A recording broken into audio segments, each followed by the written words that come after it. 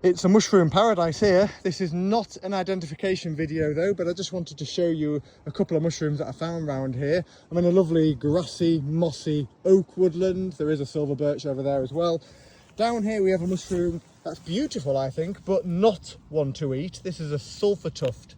They grow in these huge clumps.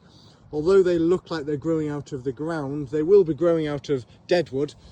And like those over there, you can see are growing out of the dead stump. So that's a sulphur tuft. As I said, I'm not going to go through identification on this particular occasion, but it's just to say lots of sulphur tufts there. But right behind me are some delicious edible mushrooms, but not necessarily beginner mushrooms. These are Scarlatina boletes.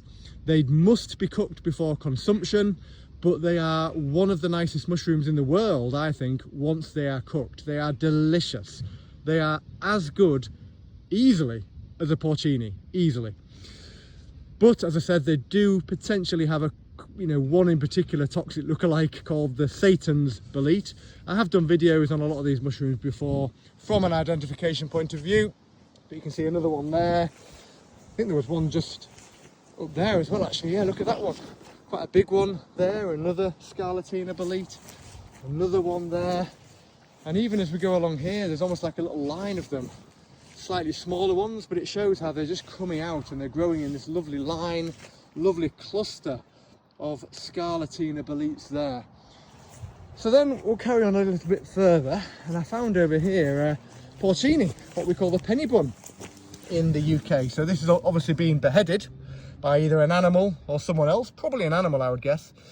But that is a lovely porcini, actually in decent nick in terms of age. Those creamy off-white paws tell you that it's not a particularly old porcini. There is a little baby one there, which again has also been knocked out of the ground, not by me. Then as we go across here, we've got the fly agaric mushrooms. They're not edible, not without a lot of processing anyway, so you can process them to make them edible, and you can use them medicinally in many different ways, but personally I don't bother with them, but much respect to anyone who does. And then down here right next to it we have another bolete type mushroom. This one's called the red cracking bolete, and again there are, I'm sure I saw a couple of others knocking around. Normally when you do find one, you do find a couple of others. Even a brown birch bolete just down here, not the best looking specimen, but that's a brown birch bolete, another edible mushroom, as long as you give it a good cooking for a good 15 minutes just to be sure. So as you can see, sometimes you can find loads of mushrooms, both toxic ones but also delicious edible ones in a very short area.